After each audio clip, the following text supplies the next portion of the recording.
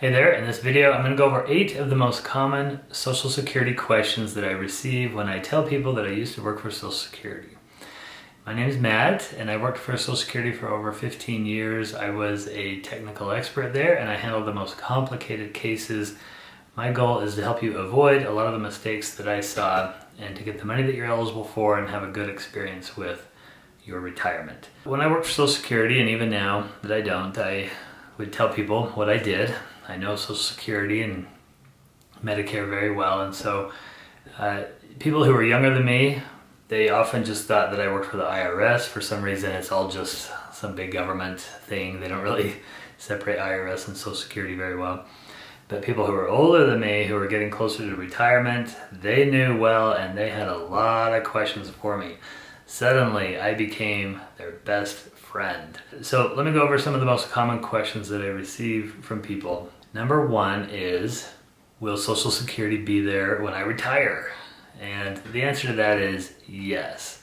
I'm going to do a whole nother video on this, but the rumors of Social Security's demise are premature. Now there are some issues there with the trust fund running out, scheduled to run out in 2033 approximately. And some changes will need to be made. I believe that'll happen, and the reason why I believe that is because changes have always needed to be made. The fears that Social Security would run out have been there since the program began in the 1930s.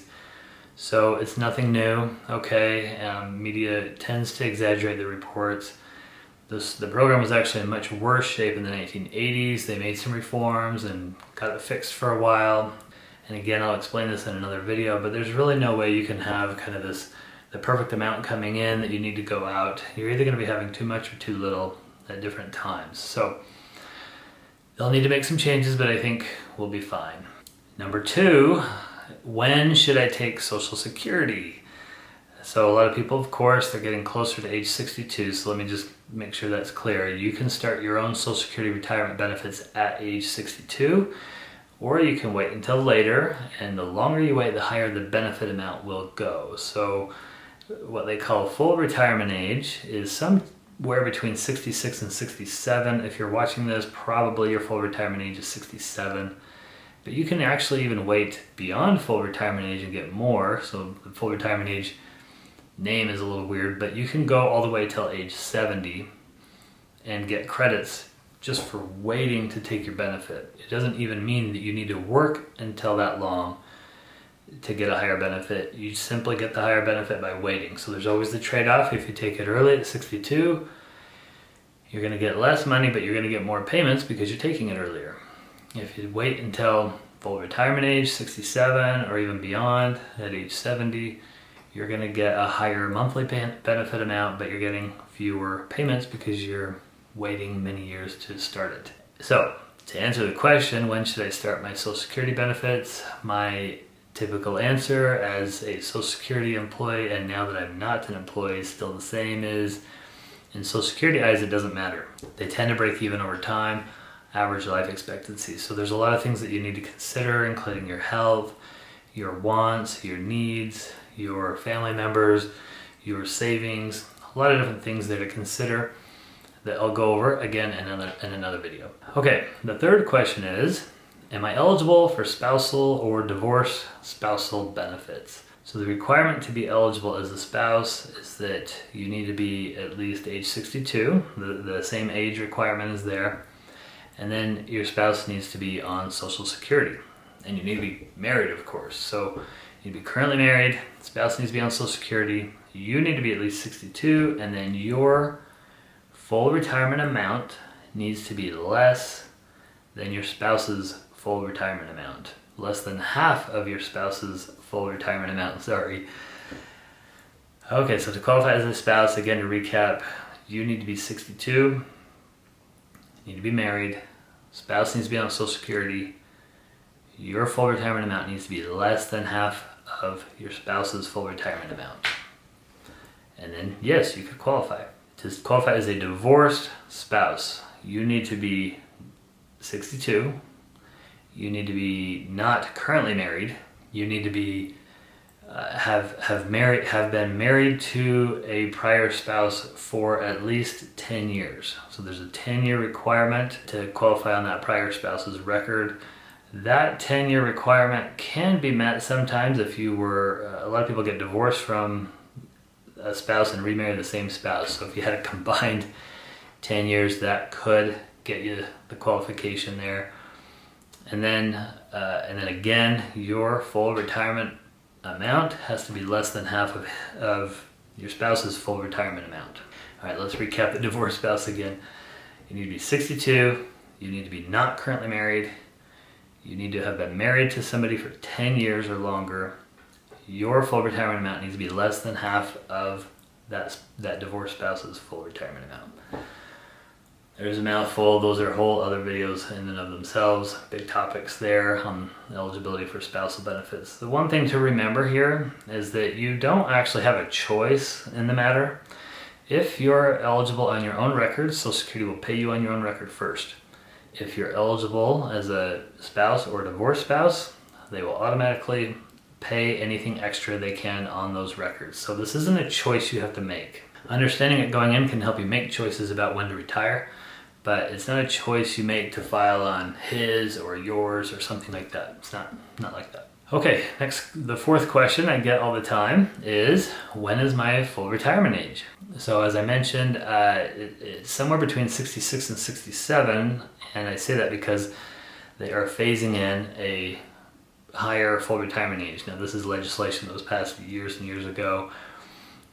For example, me, I'm in my 40s, my full retirement age is 67, that's locked in for sure. Most people that are watching this and probably thinking about retiring are gonna have a full retirement age of 67 if you're younger than 62 or if you're right around there. If you're a little older, it's possible it could be something like 66 and 6 months. I'll put a link to the full retirement chart in the description here, but you just look at your birthday and it'll tell you when your full retirement age is. Okay, the next question is, how far in advance can I sign up for Social Security? So for some reason, a lot of people hear 6 months, that you need to start this process 6 months early.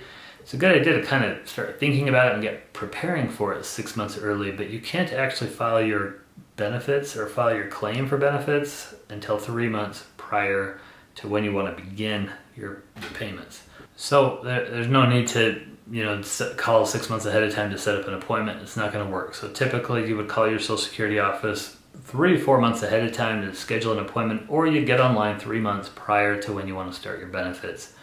So a lot of people kind of get worried and think, well, if I file today, is the system going to start the benefits today? Don't worry about that. When you go in there to file your claim, if you do it online, you can schedule it out in advance and say, okay, I want to start my benefit 3 months in advance. Same if you do an appointment in person or over the phone with an agent. All right, the next question I get is, what is the average Social Security benefit amount? So I think a lot of people ask this because what they're wondering is, did I earn better than the average person or not?